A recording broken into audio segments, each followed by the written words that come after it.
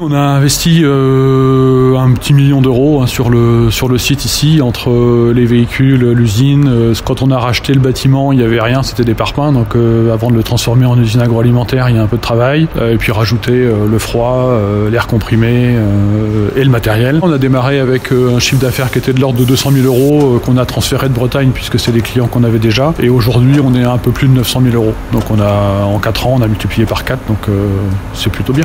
Aujourd'hui, on est 11 personnes. Donc ils se répartissent presque pour moitié entre la livraison et la production. C'était une opportunité d'avoir une usine qui est presque en ville. Ça a permis de développer de l'emploi local. On a embauché que des gens qui habitent dans un rayon de 10 km, dont certains viennent à pied à l'usine. Donc il y avait aussi une dimension sociale de s'implanter ici.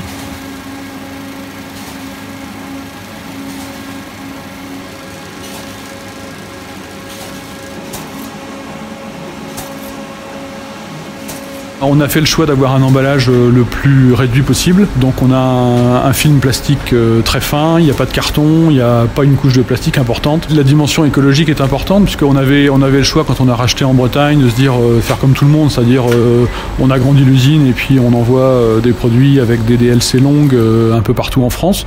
On n'a pas fait ce choix-là du tout, à l'inverse.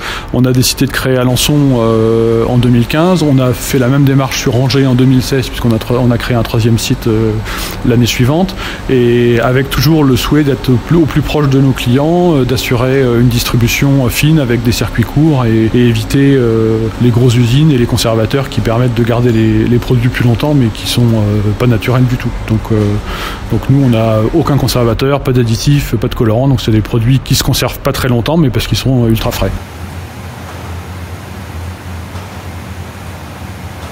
Les ingrédients, ils sont classiques. Après, la part de chaque ingrédient, il y a forcément des secrets de fabrication que je vous communiquerai pas, mais on met des œufs, du lait, de la farine, un peu de rhum et du sel, et puis voilà, comme tout le monde. Alors, on travaille qu'avec des matières premières françaises, notamment en matière de farine. Nos galettes sont faites exclusivement avec de la farine de sarrasin, il n'y a pas de farine de froment, et du sel de Camargue pour l'instant, sans doute du sel de Guérande bientôt.